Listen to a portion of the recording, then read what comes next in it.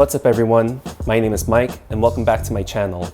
In today's video, I wanted to do a comparison between the Sony A7 IV and the Panasonic S1. I'm going to be testing out both cameras in different lighting scenarios, such as mixed lighting as well as daylight. I also wanted to do a comparison between the Zeiss 55mm 1.8 compared to the 50mm f1.8 from Sony. So before we begin the video, I just want to let everyone know that this test is by no means scientific, and it's just a quick little test that I wanted to do with each camera system. And as always, if you guys don't mind hitting that like button, because it really helps out the channel, I'd really appreciate it. Without further ado, let's get straight into it.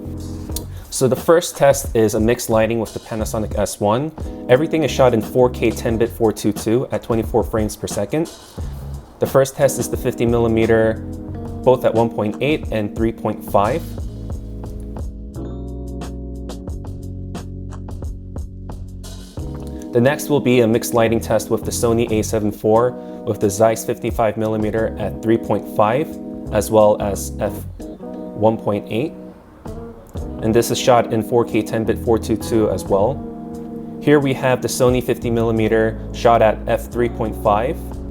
I really like the detail that comes out of this lens, even though it's pretty cheap. Here we have the 50mm shot at f1.8, and still wide open, it's pretty crisp. I would say the 55mm has more color contrast.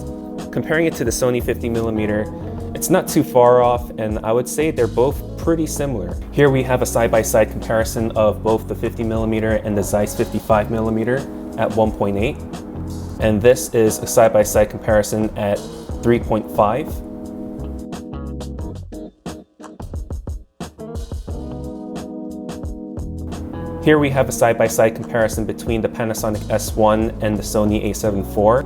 And I'd have to say the Panasonic is a little more magenta compared to the Sony, but both cameras reproduce skin tones beautifully. Here we have a daylight test of the Sony A7 IV with the Zeiss 55mm at f3.5. And here we have the Sony 50mm at f3.5 as well. Again, I think both lenses are really great, and if you're looking for a budget-friendly lens, the Sony 50mm is a steal. Here we have the Panasonic S1 with the 50mm at 3.5.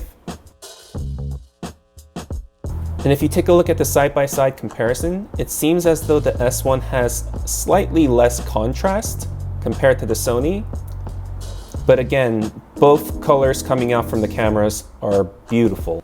Now here I'm recording with the Panasonic S1, and I'm not quite sure what the autofocus is like. I'm just testing it out to see if I can actually do a talking head. But overall, I love the image quality that's coming out of both cameras. The Sony A7 IV is a little bit sharper because of the 7K oversampling. But regardless of which camera you get, I truly believe that you're gonna get the best image quality from either camera. Now, where both cameras do differ is the autofocus system itself.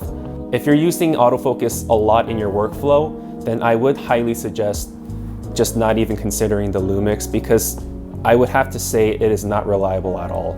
But if you are a manual focus shooter, then the Panasonic S1 is an awesome camera. So with that being said, I just want to thank everyone for watching my video and always tuning in and all the support that you guys give me. If there's anything else that you guys would like to see, please comment below. And again, if you guys can please like and subscribe for more content, I'd really appreciate it.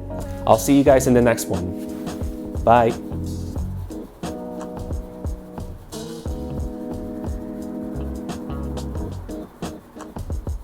I hope I'm in focus.